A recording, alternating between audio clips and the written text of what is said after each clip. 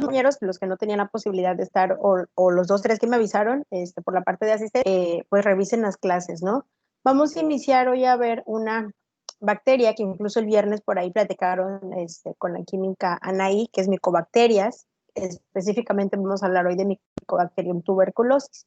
Entonces, estas micobacterias, déjenme ver, vieron ustedes el viernes pasado nocardia también, y entonces veían un concepto que es bacilos ácido alcohol resistentes, ¿no? Entonces, dentro de estos bacilos ácido alcohol resistentes, que entra la nocardia, que incluso nos está sugiriendo un tipo de diagnóstico, que es un tipo de tinción que conocemos como VAR. Podemos ver cuántos ácidos micólicos tiene, ¿no? La cantidad de carbonos prácticamente que están en la pared de esa bacteria. En el caso de nocardia, que son un VAR débilmente positivos, a diferencia de micobacterias, las micobacterias son VAR, pues, totalmente visibles, que son bacilos ácido alcohol resistentes definitivos, ¿no? Tienen de 70 a 90 carbonos, átomos de carbono, y entonces esta le da una resistencia en la parte de su pared celular, ¿no? Las micobacterias, que es el género como tal, vamos a tener diferentes especies. Las dos mayormente conocidas, los dos que aún seguimos teniendo casos, es Mycobacterium tuberculosis y hay Mycobacterium leprae. Incluso por ahí yo he escuchado recientemente que hay casos de lepra, ¿no? De nuevo, otra vez tenemos. Entonces, tenemos también micobacterias atípicas, y ahorita vamos a ver cuál es la diferencia entre una tuberculosis y una, pues, micobacteriana atípica. Entonces, esto que tengo aquí, ustedes ya lo vieron el viernes con la química Anaí, pertenece al género Mycobacterium, son ácido alcohol resistentes, tienen de 70 a 90 átomos de carbono. En la parte ya molecular, parte de esa clasificación molecular, pues tiene guanina, citosina, que incluso la cantidad de contenido de guanina, citosina me ayuda a mí a determinar la clasificación de micobacterias. Ya vieron que son bacilos delgados que se tiñen con dificultad. Se tiñen con dificultad, pero ¿de qué tinción? La tinción de Gram, que es la básica de todas las bacterias, ¿no? Si nosotros le hacemos una tinción de Bar a una micobacteria, pues nos pueden dar falsos positivos o incluso falsos negativos. Definitivamente una tinción de Gram no sirve para las micobacterias por la característica a nivel celular, a nivel de la pared celular que presentan estas micobacterias. No tienen movilidad, no tienen esporas, pero sí tienen dos complejos bastante importantes. Uno es el LAM, que es lipoarabinomanano. Característica, es un complejo formado de lípidos y polisacáridos. Lípidos, acuérdense que son grasas. Incluso cuando nosotros nos hacen un chequeo, ¿no? Se aumentan los lípidos, que son triglicéridos, colesterol, y eso es grasa. Lo mismo tiene la bacteria. Tiene lípidos y azúcares. Y este complejo se llama lipoarabinomanano, mejor conocido como LAM. ¿Dónde está este LAM? En la pared celular que está componiendo a las micobacterias. Y tiene ácidos micólicos, importantísimo como parte también de la estructura de la pared celular de las micobacterias. Ácidos micólicos, que de hecho ahí deriva su nombre de micobacterias. Estos ácidos micólicos entonces están formados sobre todo por átomos de carbono. Y dependiendo de la cantidad de átomos de carbono, también podemos hacer una clasificación de las micobacterias. En el caso de nocardia, que ustedes platicaron el viernes con la química Naim, pues tiene muy poquitos ácidos micólicos, ¿no? A diferencia de una micobacteria. Se conocen 200 especies, incluidas formas saprofíticas, y tenemos ahí Mycobacterium tuberculosis, Mycobacterium leprae, ¿no? Me produce la enfermedad de tuberculosis y me produce la enfermedad de lepra. Esta es la característica, decíamos, de la pared celular. Está el LAM, el lipoarabinomanano, que decíamos. Tiene también peptidoglucano, aunque por encima del peptidoglucano, pues está de mayor importancia los lipoarabinomananoos o LAM y los ácidos micólicos. Entonces, por ende, aquí no vamos a teñir el peptidoglucano y por lo tanto no me sirve una tinción de Gram, sino es una tinción que conocemos como tinción de Bar, que no es propiamente nombrada tinción de Bar, sino se conoce como tinción de Ciel-Nielsen. Entonces, ahí están los ácidos micólicos, ¿no? Todos ellos formando la pared celular, pues, de las micobacterias. Y esta es otra imagen igual, está la pared celular de las micobacterias. son aerobias estrictas, necesitan de oxígeno para poder crecer. Lo hacen de manera muy lenta, incluso hasta 2 meses tardan en crecer las micobacterias. Los cultivos, decían 8 semanas, tienen medios especiales, ¿no? Y esto es parte, las 2 imágenes que les puso ahí la química, pues son imágenes de un cultivo. Y entonces decíamos como parte de las características de las micobacterias, tiene una superficie hidrofóbica, repele al agua, confiere a las micobacterias esta resistencia, el que sean hidrofóbicas, incluso sobre desinfectantes, tinciones habituales de laboratorio, nada puede contra esa pared celular de las micobacterias. Y los bacilos tampoco se pueden decolorar con las soluciones ácidas, motivo por el cual reciben el nombre de bacilos ácido alcohol resistentes, y les decía, por la abreviación se conoce como BAR, ¿no? ¿Qué significa bacilos ácido alcohol resistente? Entonces, aquí necesitamos tensiones mucho más específicas, necesitamos incluso colorantes mucho más fuertes que puedan penetrar la pared celular o incluso en algún momento ponerle calor a las tensiones para poder abrir esa pared celular. Y ahí vemos un claro ejemplo de una imagen de una tinción, ¿no? Ya no se parece mucho a las tinciones de Bar que habíamos visto, que eran coquitos o que son bacilos. Aun cuando son bacilos, la diferencia de que sea, comparándola con un bacilo, que es una pseudomona, por ejemplo, un proteus, una E. coli, que son bacilos, pues totalmente la diferencia es su pared celular, ¿no? Tienen peptidoglucanos, pero esos ácidos micólicos, ese liporabinomanano, el que sean hidrofóbicas, les da una resistencia. Y decíamos que el LAM es lípido, azúcares, más los átomos de carbono que forman los ácidos micólicos, pareciera que tiene una cera, es una protección. Entonces, lo que nosotros pongamos, pues no va a pasar esa cera, ¿no? Es como una gruesa capa de grasa que se forma como una cera. Es algo grueso esa pared celular de las micobacterias. Perdón. Dentro de los factores de virulencia, tiene mucho que ver la respuesta celular, la respuesta inmune de nuestros pacientes.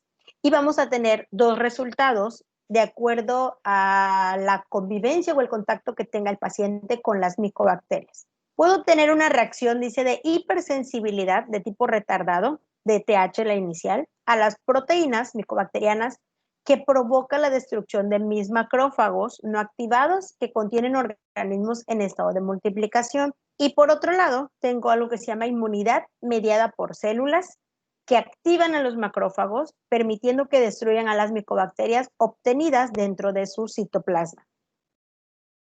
Por ahí la OMS hace referencia a que por lo menos una tercera parte de la población mundial hemos tenido contacto con micobacterias, incluso Mycobacterium tuberculosis. A lo mejor yo o alguno de ustedes tuvo contacto con Mycobacterium tuberculosis, pero ¿de qué determina que nosotros no hayamos terminado como tal teniendo una enfermedad que se llama tuberculosis, ¿no? Y es totalmente de mi respuesta inmune, de mi respuesta celular. Y esto es lo que hace énfasis esta diapositiva. Voy a tener 2 respuestas. Si hay una destrucción de mis macrófagos, sobre todo, más allá que por factores de virulencia propios de la bacteria, es por la respuesta inmune del hospedero. Si hay una destrucción de esos macrófagos, entonces probablemente el paciente sí desarrolle una enfermedad, ¿no? Que llamamos tuberculosis. Y si yo tengo una activación de mis macrófagos, entonces, pues gracias a mi sistema inmune, estas bacterias se van a destruir y yo jamás voy a presentar ninguna complicación, ni muchísimo menos voy a terminar con tuberculosis. Aún cuando decíamos, los datos de la OMS es que dice que una tercera parte ha estado en contacto con Mycobacterium tuberculosis, pero solo incluso de entre el 5 al 10% de las personas que tienen contacto con Mycobacterium tuberculosis desarrollan una enfermedad como tal. Entonces, esto es totalmente relacionado con el sistema inmune del paciente. Antes de continuar, es importante aclarar 2 cosas. Mycobacterium tuberculosis es la bacteria, género y especie. Pero eso no significa, aun cuando yo la adquiera y aun cuando quede ahí viviendo conmigo por semanas, meses incluso, no significa que yo voy a tener tuberculosis. Tuberculosis como tal se llama la enfermedad. Una cosa es estar con la bacteria, tenerla ahí presente, que está de manera latente en mi cuerpo, que es Mycobacterium tuberculosis, y otra entonces va a ser que yo ya desarrolle la enfermedad de tuberculosis. Muy parecido, y se los pongo más fácil. El caso de un paciente con virus de inmunodeficiencia humana.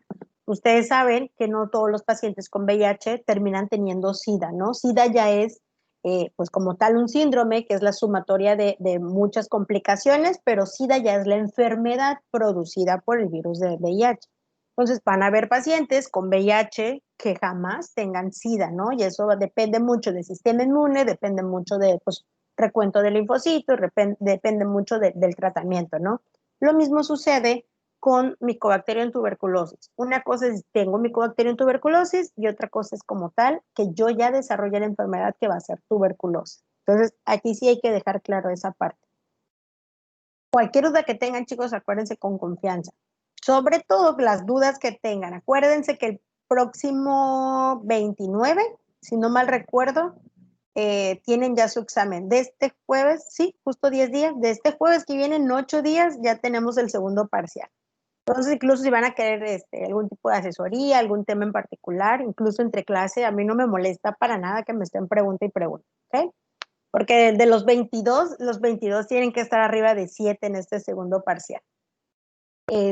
Ya no se me pueden estar quedando.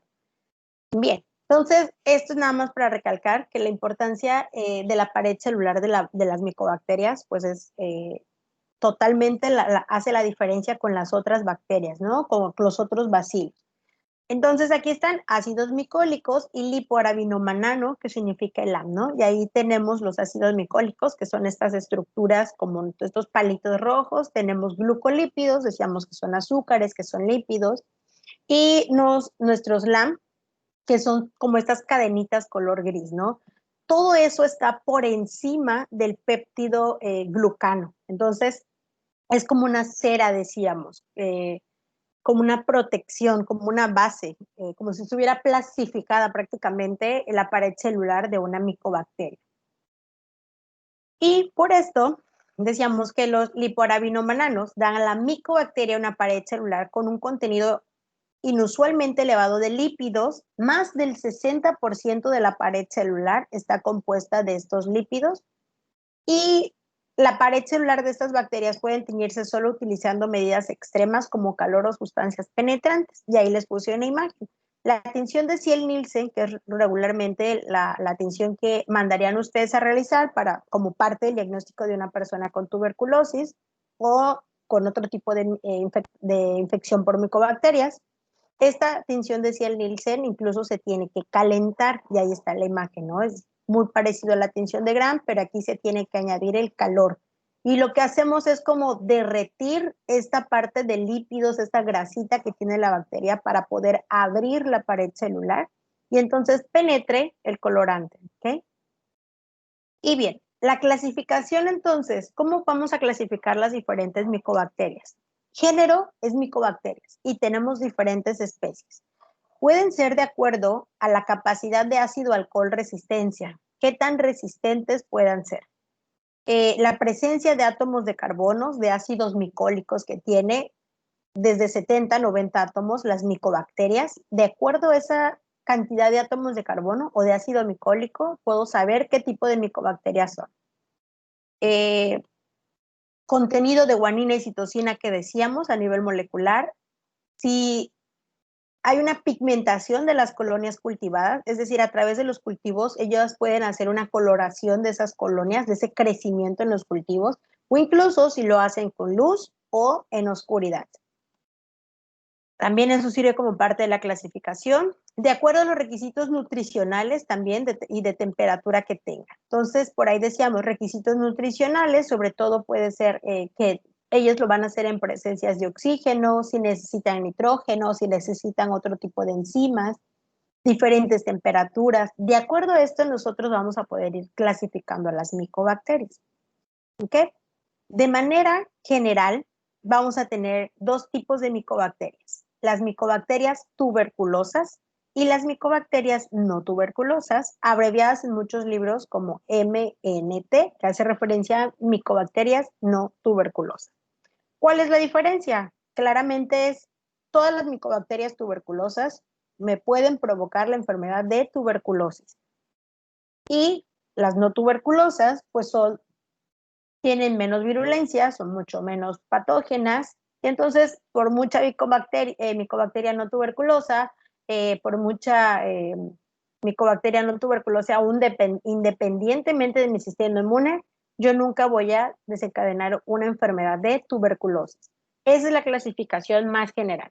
Aquellas micobacterias que sí me van a dar tuberculosis, y van a haber otras que jamás su morfología, bioquímicamente, ellas no producen la enfermedad de tuberculosis. Y así las vamos a clasificar. Vamos a ver, de hecho, las dos. Las micobacterias tuberculosas también son conocidas como micobacterias típicas, causantes de enfermedad, y las micobacterias no tuberculosas también en algunos textos las pueden encontrar como micobacterias atípicas. De hecho, creo que en su guía viene así, micobacterias y micobacterias atípicas, ¿no? Haciendo referencia a que no son productoras de la enfermedad. Y específicamente, ahorita que estamos hablando de generalidades de micobacterias, hay una clasificación de las micobacterias no tuberculosas y podemos encontrarlas en 4 grupos. Dentro de esa clasificación de las no tuberculosas, vamos a tener unas que se llaman fotocromógenos de crecimiento lento o fotocromógenas de crecimiento lento, estocromógenas de crecimiento lento, micobacterias no pigmentadas de crecimiento lento y micobacterias de crecimiento rápido. Estas 4 pertenecen entonces al grupo de micobacterias no tuberculosas. ¿Cuál es la diferencia? La primera es fotocromógena. La palabra foto me está diciendo que hace referencia a la luz. Entonces, esta micobacteria no tuberculosa va a crecer en presencia de luz, y la palabra cromo es porque hace una pigmentación en la colonia cuando crece. ¿Se acuerdan de esos cultivos que veíamos y que de repente se veían color verde, color rosa, cuando cambiaba el agarmaconqui? Veíamos estas coloraciones como negras en algunas pruebas bioquímicas que les ponían. Entonces, así también los hacen las micobacterias no tuberculosas. En el caso de fotocromógeno, me dice entonces que esa micobacteria crece en presencia de luz y que hace una pigmentación que es entre amarillenta y naranja, por unos pigmentos ¿cómo se llaman esos pigmentos que tienen las zanahorias? Carotenoides, si no mal recuerdo. Ese pigmento hace que precisamente la micobacteria haga una coloración, ese crecimiento de la colonia, una coloración entre amarillenta y naranja. Entonces, fotocromógenos lo hacen en presencia de luz y hacen una pigmentación, las colonias como entre amarillentas y naranjas. Y además crecen de manera lenta. Las escotocromógenos, escoto hace referencia a que crecen en ausencia de luz, es decir, crecen en oscuridad, pero si hacen una pigmentación también amarillenta naranja, también de crecimiento lento. Después tenemos las micobacterias no pigmentadas, es decir, estas no hacen esa coloración de las colonias y también crecen de manera lenta. Y por último, pues las que crecen de manera rápida. Entonces se dirá, ¿qué diferencia? Se preguntarán, ¿qué depende que crezcan lento, que crezcan rápido? Pues es que a través de ciertas investigaciones y ciertos estudios, entre más tarde creciendo una micobacteria, más patógena es. ¿Quién me llega a crecer hasta dentro de 8 semanas, que son aproximadamente 1.5 meses, 2 semanas? Una micobacteria tuberculosa, por ejemplo. Ahí abajito tengo de las atípicas, de las Kansasi, por ejemplo. Y la diferencia entonces entre que crezca lento a que crezca rápido es que entre más lento crezca, eso significa que es más patógeno. Claro, me va a dar pues una sintomatología más grave, ¿no?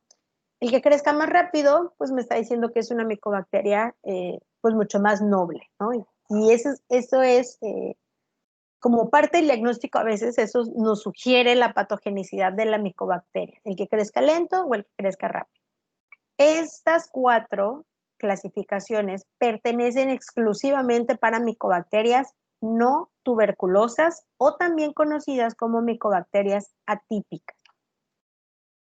Y miren, este es un cuadrito que viene en Murray, clasificación de micobacterias atípicas, ahí viene complejo de micobacterias tuberculosas, tal, tuberculosis, leprae, bovis, que ya pues es sobre todo enfocada a algunos animales, tuberculosis y leprae, que son frecuentes, dice, y lepra infrecuente, que les decía ahorita ya tenemos unos casitos ahí de lepra, y después están las micobacterias no tuberculosas, y está, sobre todo, es regularmente o quien se lleva la mayoría de las especies, ¿no?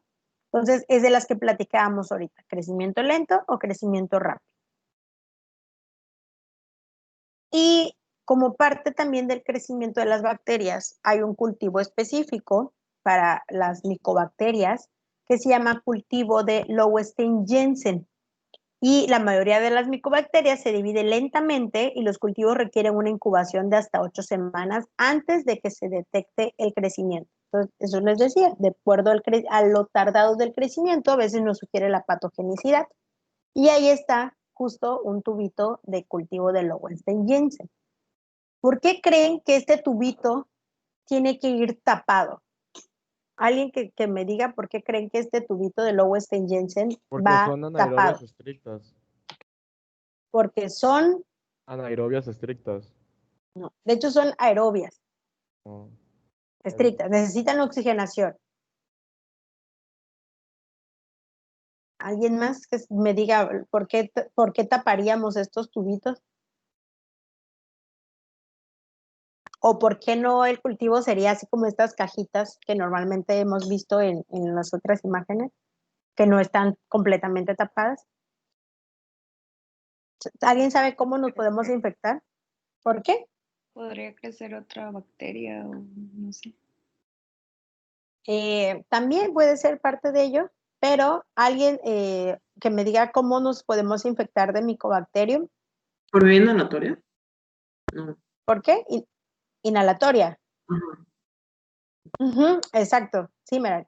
Porque el Mycobacterium entra a través de aerosoles, ¿no? Y si nosotros cultiváramos, por ejemplo, unas micobacterias de esas cajitas que normalmente tenemos, que no tienen tapa como tal, sino que incluso si las movemos se les puede caer la tapa, como una E. coli, por ejemplo, pues estas, por mucho que las respiremos, la vía de entrada de las bacterias a veces nos sugiere, pues también el tipo de cómo las vamos a aislar, ¿no? Y una E. coli, pues no la vamos a inhalar, un proteus no la vamos a inhalar. Entonces, como estas son altamente infectantes a través de aerosoles, tienen que tener, pues precisamente taparlas, las micobacterias, ¿no? Imagínense que ahí estén médicos o químicos cultivando micobacterias y en eso estén respirando, pues al final muchos de ellos terminarían con tuberculosis, ¿no? Entonces, este es el medio precisamente de las micobacterias. Hay otra prueba antes de empezar de lleno con Mycobacterium tuberculosis que se llama baciloscopía. Y estas se las voy escribiendo porque precisamente ustedes ya en la parte clínica, pues son las pruebas para que a ustedes les ayuden, son sus herramientas para que ustedes sepan en qué grado tiene la infección el paciente, si apenas está iniciando, confirmatorios, diagnósticos rápidos, ¿no? Porque son prácticamente las pruebas que ustedes van a mandar a hacer. Uno es el cultivo que decíamos, otra es la baciloscopía. Baciloscopía, que es como tal el estudio del bacilo. Entonces, esta es una tinción muy parecida, decíamos, a la tinción de Gram. Y aquí la tinción se llama tinción de Ciel-Nielsen, que son las dos personas pues, que trabajaron para hacer esta tinción, ¿no? Y aquí es hacer un frotis, observar a través del frotis, se tiñe con la tinción de Ciel-Nielsen estos bacilos que se llaman bacilos ácido alcohol resistentes para hacer la detección, incluso el diagnóstico o el control. En la imagen de fondo, ustedes ven ahí todo azul y ven los bacilos como de color rosa morado, ¿no? Los bacilos rosa morado, pues son precisamente estos bacilos ácido alcohol resistentes. Con uno que yo llegara a observar en la muestra, está positivo ese paciente al VAR, ¿no? O a la atención de Ciel-Nielsen, lo reportamos como positivo. Y el tipo de muestra aquí de la baciloscopía hay tres tipos de muestra diferente, pero sobre todo es puto. La afectación que normalmente tenemos por micobacterias en general es a nivel pulmonar. Entonces, el tipo de muestra pues va a ser una expectoración. Llevan los pacientes la expectoración y se le hace una tinción de Ciel-Nielsen en donde confirmaríamos la presencia del bacilo. Por eso se llama baciloscopía. Esa es una segunda prueba diagnóstica. Y después, incluso al final, ahorita que veamos Mycobacterias TB, vamos a reafirmar estas pruebas diagnósticas. Lo que les decía entonces de la baciloscopía es que si hacemos una tinción de Ciel-Nielsen de la expectoración del paciente, pues tendríamos que observarlo al microscopio, como se observa ya en la imagen, todo se ve azul, ¿no? Nada de bacilo ácido alcohol resistente tiene ese paciente. Entonces, esa es una baciloscopía negativa. Y hay una baciloscopía positiva, cuando decimos que es una baciloscopía positiva, cuando entonces hay desde 1 hasta pues los que haya, más de 100 incluso a veces, dependiendo el grado de infección que tenga el paciente. Entonces vamos a observar estos bacilos que decíamos agarran una coloración como moradita, ¿no? ¿Por qué les decía, les menciono este tipo de pruebas? Ustedes no las realizan como tal, pero a ustedes sí les llegan los reportes de los laboratorios o de las clínicas. Cuando ustedes, por ejemplo, tienen un paciente con Mycobacterium tuberculosis, ya saben que tiene Mycobacterium tuberculosis y ustedes empiezan a darle tratamiento, parte del diagnóstico, perdón, no diagnóstico, de las pruebas de seguimiento o de control puede ser una baciloscopía. Porque entonces, si inicialmente, como se reporta el número de bacilos por campos, es decir, ¿sabes qué? Te va a llegar el reporte. Hay de 40 a 50 bacilos por campo. Es decir, en esa expectoración que me está llevando el paciente, por cada campo, que es justo la imagen, una de las imágenes que estamos viendo ahí, por cada vista al microscopio sin necesidad de moverlo, se observa, me estás diciendo, de 40 a 50 bacilos. Si después mi paciente, a lo mejor de 3, 4 meses, tú ya le diste tratamiento y quieres corroborar qué tantos bacilos están presentes en la expectoración después de ese tratamiento, le puedes mandar a hacer una baciloscopía y entonces, si antes tenía de 40 a 50, a lo mejor ahorita te diga, todavía sigues teniendo bacilos ácido alcohol resistentes, pero por campo ya no tienes de 40 a 50, sino tienes de 1 a 2 por campo. Entonces ahí ustedes esta baciloscopía les da idea de qué tan bien está progresando el tratamiento en el paciente, ¿no? Entonces, regularmente para una baciloscopía, el tipo de muestra va a ser esputo, sobre todo el de la mañana. Incluso si alguno de ustedes se hiciera alguna vez alguna tinción de Ciel-Nielsen, descartando, pues sobre todo nosotros que estamos en contacto de manera frecuente con algunos pacientes, no podemos hacer en algún momento dado una tinción de Ciel-Nielsen, ¿no? Y ahí observaríamos, pues en dado caso, estos bacilos. Pero entonces aquí es como parte del diagnóstico y también como parte del seguimiento, ¿no? Sobre todo para ver si está sirviendo el tratamiento. ¿Por qué se llaman bacilos ácido alcohol resistentes? De hecho, ustedes les reportan las pruebas de laboratorio como tal. Bacilos ácido alcohol resistentes, no se observan bacilos ácido alcohol resistentes. Entonces, ¿por qué se llaman así? Literalmente porque son resistentes a una decoloración. Entonces, el por qué se llaman así estos bacilos, tenemos por un lado que dice ácido alcohol resistentes y por otro lado, el resto. ¿Quiénes forman parte del resto? Cualquier tipo de bacteria, ¿no? Hay una fijación, se hace un frotis y me lleva el pacientito una expectoración, decíamos, y entonces hay diferentes colorantes. Tengo un colorante que se llama fuchsina, que es justo que a todas las bacterias me las colorea como con un color moradito rosa, pero después hacemos una decoloración, es decir, eliminar ese colorante. Lo que quisiéramos es que ninguna bacteria quedara con restos de esa fuchsina, ¿no? Entonces, esta decoloración es una combinación de ácido clorhídrico con etanol, y si se dan cuenta donde dice ácido alcohol resistentes, siguen quedando morados. En la parte de resto, vuelven las bacterias a estar decoloradas, totalmente transparentes. Y no solo las bacterias, puede ser células epiteliales, por ejemplo, células específicas que encontremos a nivel pulmonar. Cualquier otra cosa, cualquier otra característica, célula, restos que esté en la expectoración, quedaría totalmente transparente ante esa decoloración de ácido clorhídrico y etanol.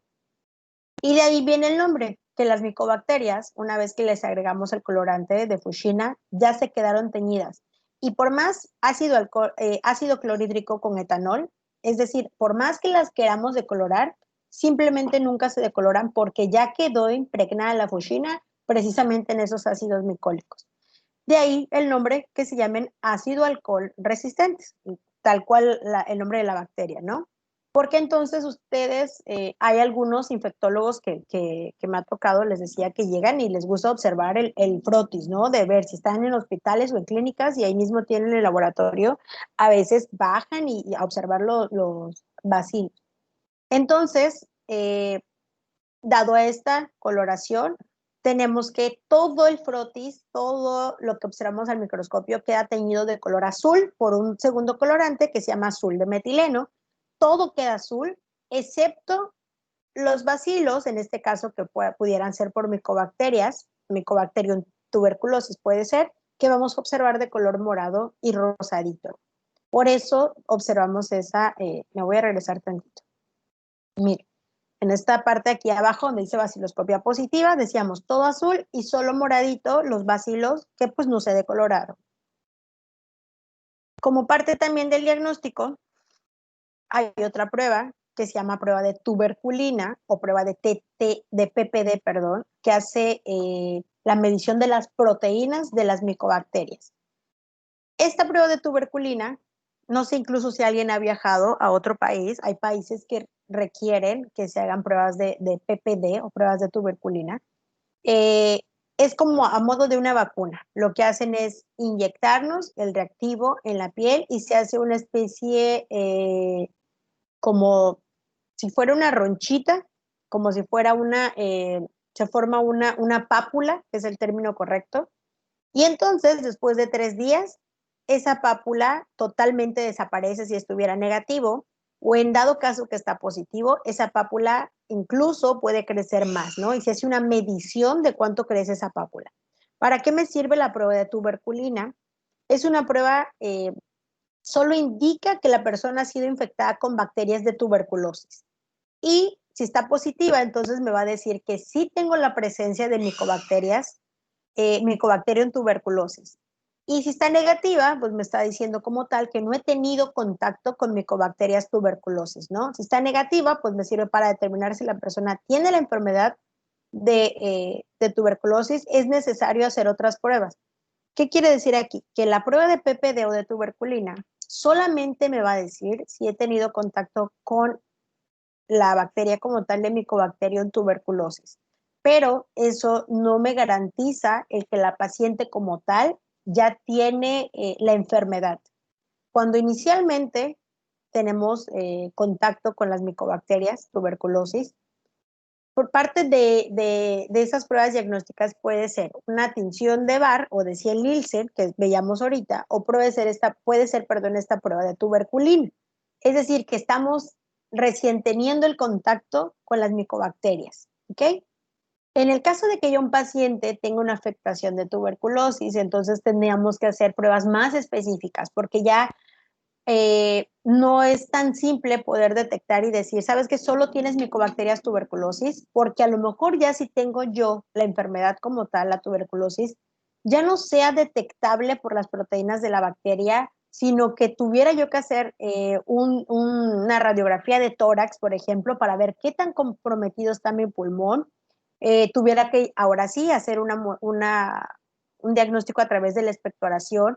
Y la tuberculosis puede hacerme afectaciones a nivel óseo, puede hacerme afectaciones en otros tejidos, en otros órganos, puede hacerme afectaciones a nivel ocular, a través de vía hematógena. Y entonces ahí las pruebas serían pues mucho más específicas. La prueba de PPD entonces solo me va a decir si yo recién he tenido contacto con la bacteria Mycobacterium tuberculosis, pero no como tal la enfermedad. Y ahora sí, entrando ya en materia de Mycobacterium tuberculosis, hablamos ahorita puras generalidades, incluso decíamos micobacterias que no me van a producir tuberculosis o micobacterias atípicas, ¿no? Ahora sí, entrando específicamente con Mycobacterium tuberculosis, estas pues pertenecen a la familia de Mycobacteriaceae o también se puede pronunciar Mycobacteriaceae. El género es Mycobacterium y la especie es tuberculosis. Hay diferentes especies de Mycobacterium, si no mal recuerdo solo vamos a ver dos, tuberculosis y lepra, ¿no? Entonces aquí es género y especie. Parte de estas características, pues que son bacilos ácido alcohol resistentes fuertemente, dice gram positivos débiles, pero habíamos platicado que una tinción de gram como tal aquí no me serviría, ¿no? Una tinción de gram no es parte del diagnóstico para una micobacteria tuberculosis, sino sería pues una tinción de Ciel-Nielsen, ¿no? O una tinción de Bar, que es normalmente conocida. Contiene una pared gruesa, decíamos, es hidrofóbica, cerosa, rica en ácidos micólicos. Es un patógeno intracelular. A diferencia también de otras bacterias que hemos platicado, que se encontraban a nivel intestinal, sobre todo, que tienen actividad, sobre todo en ciertos tejidos, Mycobacterium TB es un patógeno intracelular. Tiene que penetrar a las diferentes células, no sé, un macrófago, todas las células alveolares, por ejemplo. Entonces, esta va a entrar, pues como el nombre lo dice, de manera intracelular, penetra a la célula, ¿no? Por eso las afectaciones o la enfermedad producidas por esta bacteria, pues es mucho más severa. Es capaz de crecimiento intracelular en los macrófagos alveolares inactivados y tiene la capacidad de estar en estado latente. Un paciente con tuberculosis activa y sin tratamiento puede llegar a infectar desde 10 a 15 personas por año. Aunque es altamente infecciosa, aunque ahorita vamos a ver el método de transmisión, que es por aerosoles, los casos de tuberculosis se han aislado sobre todo en personas que están en contacto estrecho, es decir, por tiempos muy prolongados. Por ejemplo, familiares que están viviendo en la misma casa, a diferencia, por ejemplo, de COVID, hay muchos médicos que adquirieron COVID con el cuidado de ese tipo de pacientes. En el caso del Mycobacterium tuberculosis, pues la frecuencia aquí de que los cuidadores de salud adquieran Mycobacterium tuberculosis, pues mucho más baja, ¿no? Entonces aquí Mycobacterium tuberculosis, aun cuando es por aerosoles, necesitamos tener un contacto más estrecho y también de manera más prolongada para poder adquirir una infección como tal. Ya hablamos de los constituyentes de la membrana, los dos más importantes que es el ácido micólico y lipoarabinomanano, que decíamos el LAM, ¿no? Para no volver a repetir esta parte de la estructura. Y el método de transmisión, explicábamos ahorita, Mycobacterium tuberculosis pues ingresa por vías respiratorias y afecta pues específicamente a los alveolos, sobre todo macrófagos alveolares. Es el tipo de célula que sobre todo va a afectar esos macrófagos alveolares. Pero el método de transmisión entonces pues va a ser a través de estas partículas que son aerosoles, ¿no? Sobre todo porque el paciente, cuando ya tiene la enfermedad de tuberculosis como tal, están tos y tos y tos. Entonces, de esta manera, pues, egresan las partículas con la bacteria. Y hay todo un proceso de cómo se desarrolla como tal la enfermedad de tuberculosis. Decíamos, no todos los pacientes van a terminar con tuberculosis y ahí hemos tenido contacto nosotros, a lo mejor nuestro sistema inmune, pues gracias a él no hemos desarrollado la enfermedad como tal. Entonces tenemos 4 fases para Mycobacterium tuberculosis. Una es la primoinfección, otra es el periodo de incubación, periodo de latencia y el periodo de expresión. No se alcanza a leer bien, creo. Estas 4 entonces van a abarcar desde el momento en que yo tengo contacto con esta micobacteria hasta que ya yo expreso como tal o desarrollo la enfermedad de tuberculosis. Primoinfección es ese primer contacto, decíamos, con la bacteria. Entonces, decíamos, primoinfección, a lo mejor hemos tenido fácilmente, la OMS dice 1/3 de la persona ha tenido Mycobacterium tuberculosis, ¿no? Y esa primoinfección es como que ese primer contacto. A lo mejor ya yo, a través de partículas de aerosoles, ingerí o inhalé, mejor dicho, cierta cantidad de Mycobacterium. Ese es el primer contacto con la bacteria. Posteriormente, en el periodo de incubación, la mayoría de los bacilos, dice, son destruidos, algunos quedan latentes en el interior de los macrófagos. Aquí en el periodo de incubación van a ocurrir sobre todo 2 cosas. El que Si ya yo tengo Mycobacterium tuberculosis, depende de mi respuesta inmune, sobre todo, el que mis macrófagos puedan eliminar las bacterias y no pasó a más. Hay eliminación como tal de estas bacterias, o que ellas, dependiendo de mi sistema inmune también, pueda yo, estas bacterias lo que hagan es destruir a mis macrófagos, ¿no? Y dé pie a que pueda iniciar yo un proceso de la enfermedad. Esto es el periodo de incubación. Aquí van a haber dos factores importantes que eran los que platicábamos al inicio de la clase, ¿no? Si desarrollo como tal la infección o si hay una eliminación de la bacteria. En el periodo de latencia, aquí dice que hay una inmunidad adaptativa y una respuesta celular de linfocitos T. Requiere de algún factor endógeno o exógeno, altere los mecanismos de defensa y favorezca la multiplicación celular. La diferencia entonces entre periodo de incubación y periodo de latencia es que en el periodo de incubación ya eliminé las bacterias y hasta ahí quedó, ¿no?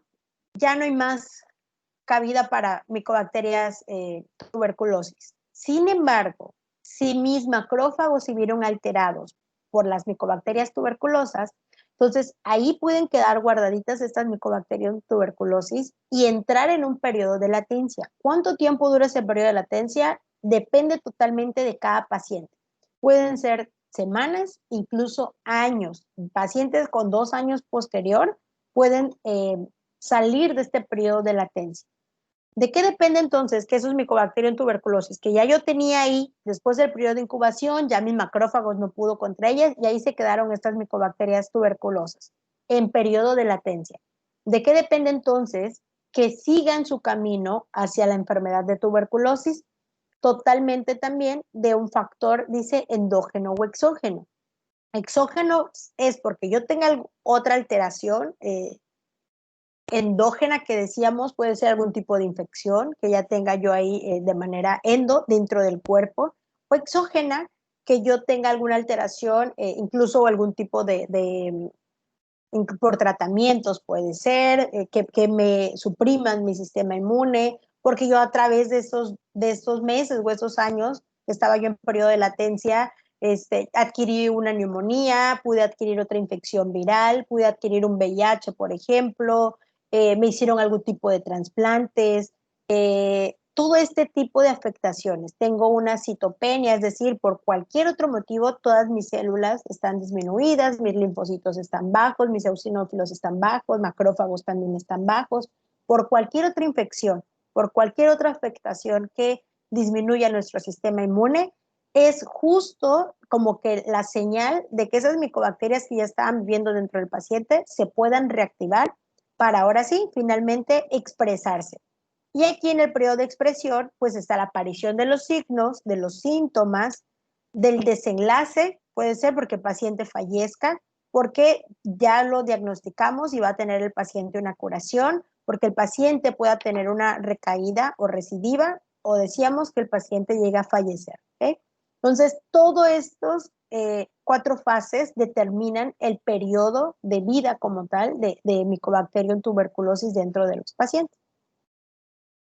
Y dentro de los estadios, ya casi para finalizar, yo creo y nos quedaremos hasta aquí, hay diferentes fases o diferentes estadios, ¿no? De acuerdo a lo que platicamos en la diapositiva anterior. Dentro de los primeros estadios que estamos hablando, desde la primera hasta la tercera semana aproximadamente, pues inhalamos, decíamos, estas micobacterias tuberculosis, se quedan a nivel de árbol respiratorio, las inhalamos, se quedan en árbol respiratorio. Posteriormente hay una replicación en el macrófago alveolar, que decíamos que es sobre todo el tipo de célula afectada por Mycobacterium tuberculosis. Puede haber también una multiplicación en monocitos, liberación de antígenos de Mycobacterium tuberculosis. Nuestro cuerpo va a iniciar a defenderse contra la bacteria y hay un cese de la multiplicación regularmente a partir de la tercera semana. Y aquí puede haber ya un PPD positivo. Decíamos que pues ya mi cuerpo ya creó antígenos, empieza a crear anticuerpos y entonces eso es con respuesta a las proteínas específicas que tiene la bacteria de Mycobacterium TB. Entonces aquí ya, después de la tercera semana que mi paciente inhaló Mycobacterium tuberculosis, me puede dar positiva esa prueba de PPD que decíamos, ¿no? O prueba de tuberculina. Entonces, inhalo, se queda a nivel de árbol respiratorio, empieza a replicar en macrófagos, en monocitos, empieza mi cuerpo a responder y hay un cese de la multiplicación. El que haya un cese de esta multiplicación significa que la siguiente etapa va a ser una fase de latencia. Ya no va a estar aquí multiplicándose, la bacteria. ¿Por qué entramos en una fase de latencia? Se forma un granuloma, que es justo la imagen que les puse allá atrás. Y este granuloma, no sé si alguien iba a preguntar algo. ¿No? Este granuloma lo que hace es formarse, imagínense que está la bacteria. Inhalamos la Mycobacterium TB, está a nivel de tracto respiratorio, y entonces nuestro cuerpo lo que hace es responder para que no se disemine como tal la bacteria. Entonces se forma este granuloma, que es el conjunto de la bacteria, y empiezan a recubrirlo diferentes tipos de células. Pueden ser macrófagos, pueden ser las natural killer, pueden ser linfocitos CD4, pueden ser linfocitos CD8, y se forma como un cúmulo, como si hicieran montón, por así decir, estas células, perdón. Estas células entonces, la CD4, CD8, natural killer, macrófagos, todas estas recubren a la bacteria y entonces se forma como un tapón, que lo que conocemos que es como un granuloma, que es justo la imagen que está ahí. Entonces, este granuloma es todo el cúmulo de bacterias junto con estas células. ¿Por qué se forma el granuloma? Porque lo que hace nuestro cuerpo es prácticamente abrazar a la bacteria para que no se disemine. Y entonces, si damos un tratamiento al paciente, detectamos aquí que diga el paciente, sabes que yo tuve contacto con una persona Mycobacterium, hazme algún tipo de estudios y decimos, sí, sabes que aparece que tuviste contacto con micobacterias, te doy tratamiento. O que el paciente tenga muy buen sistema inmune también y que se activen los macrófagos y se rompe este granuloma y se elimina la bacteria. Hay un rompimiento como tal del granuloma, pero eso conlleva a la muerte de la bacteria. Y si le damos tratamiento al paciente, pues también como tal vamos a tener el rompimiento del granuloma junto con las bacterias. Entonces, aquí pues hay una eliminación de la bacteria o el que estén ahí formaditos con estos granulomas, pues va a entrar el paciente en una fase de latencia. ¿Ok? ¿Cuánto dura esta fase de latencia? Decíamos, puede ser desde semanas, incluso hasta años. Depende totalmente del sistema inmune de nuestro paciente. ¿Hasta aquí alguna pregunta, chicos? No. ¿Preguntitas, No. dudas? No, química, todo bien. Bueno, nada más.